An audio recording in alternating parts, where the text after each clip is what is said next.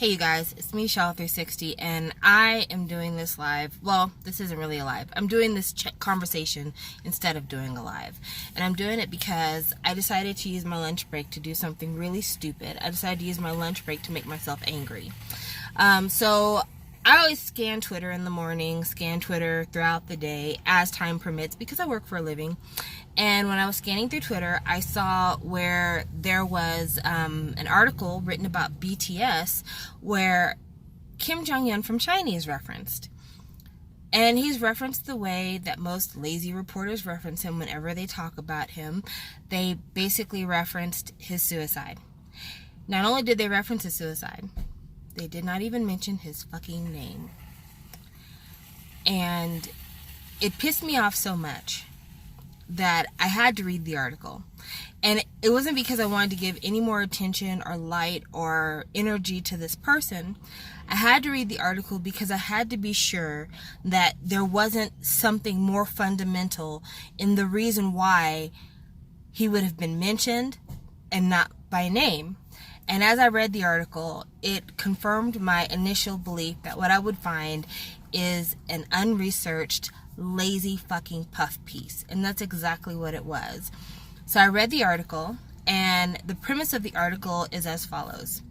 A lazy middle-aged man gets assigned to interview BTS, who he only knows nominally because he's on Twitter every once in a while.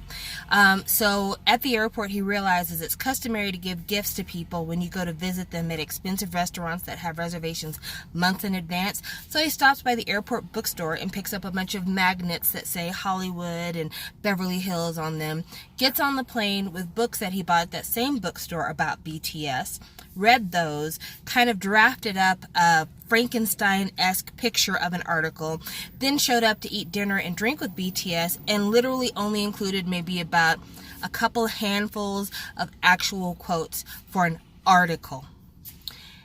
And he got paid to do this. And the article is exactly as insulting as you think it would be. The descriptions of the members of BTS are like you were describing anime characters. There's the dancer, there's the cute one, there's the singer, there's the rapper, there's the actor. It is, at one point, because he wants them to answer questions that are controversial, that they don't want to do, rather than give the answers that they actually gave, he calls them Disney animatronic-esque. So basically calls them fucking robots because they're not people. They're obviously not people. They're others. They're products. They're things. At one point he says the group is wholly owned by Big Hit. It is lazy. It is classless. It is disrespectful. It is unimaginative. It is insulting. It's like going in somebody's house and shitting in it. And then also calling their mama a hoe. It is terrible, and it makes me so mad because so much more could have been done. Like, you know, this was a real opportunity to have an interview that other people haven't been doing. I mean, because anyone could read about the fact that, you know, the youngest person in the group is called the Machina. Anybody could read about the fact that Korea has a K-pop training system.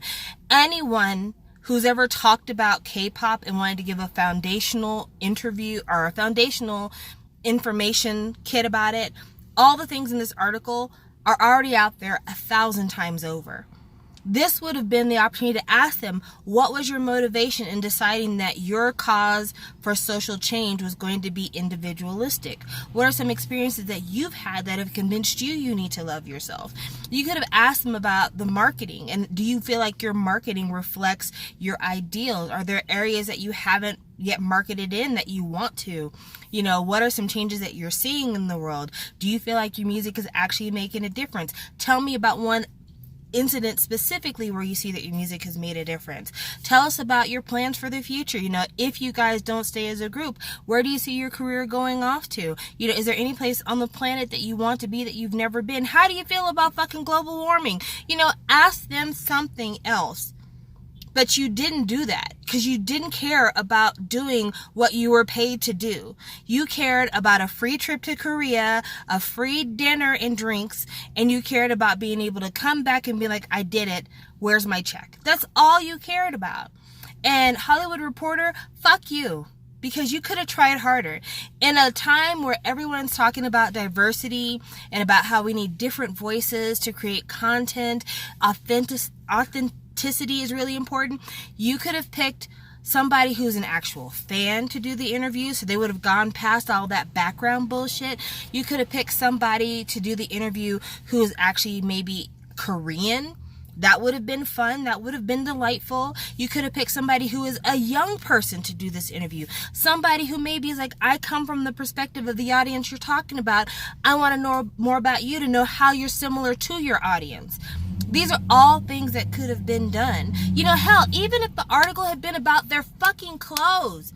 Like, seriously, you could have done the article like, you guys are known on Twitter for your fashion, especially you, RM, because you do Kim Daily. Let me know more about, what do you like to see in fashion? What are your influences? What are your expectations? Do you work closely with your stylist, or do you pick out your own shit?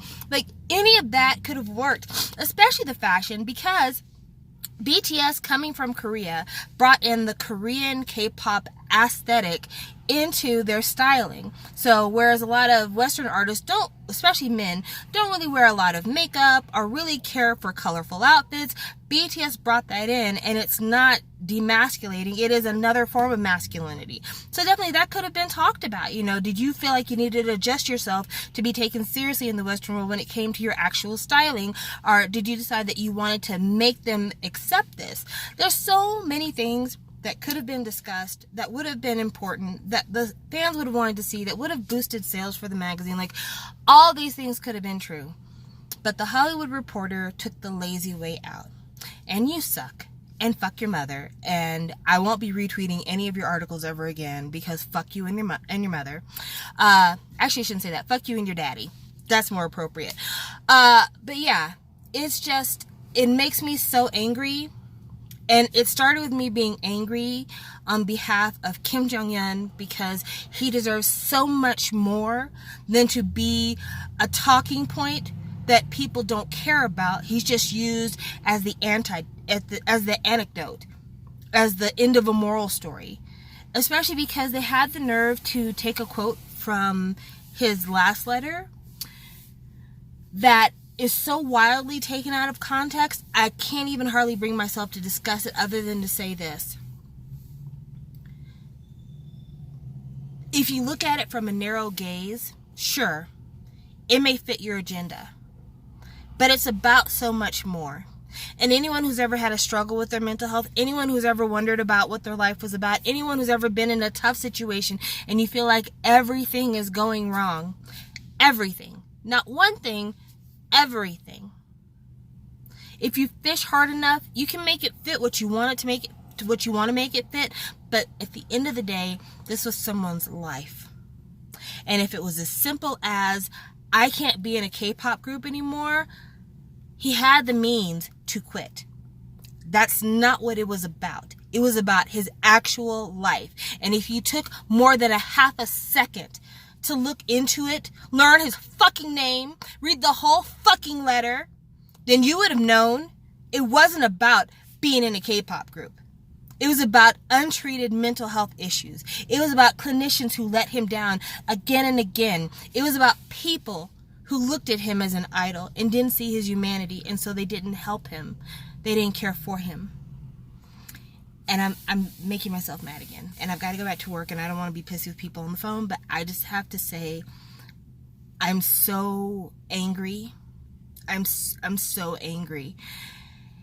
And Super M is going to be promoting in the States, and I shudder to think what people will say.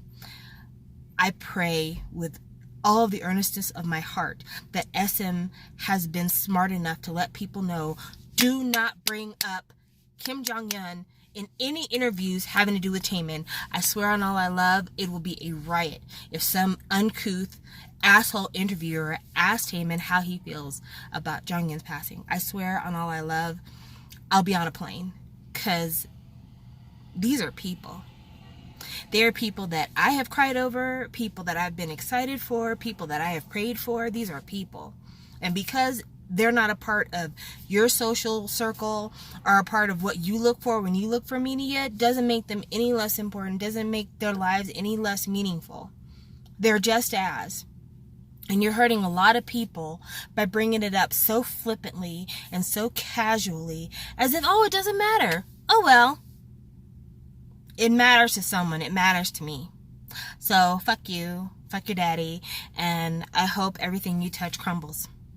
Thank you so much for watching this video. I know that, it probably would have been more fun for you guys if I did it in live, but honestly, I don't even know if I could talk about this for very long because I want to cry.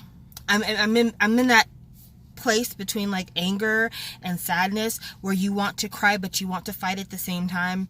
I'm really super pissed. Anyway, that's all, and I will talk to you guys later. Bye.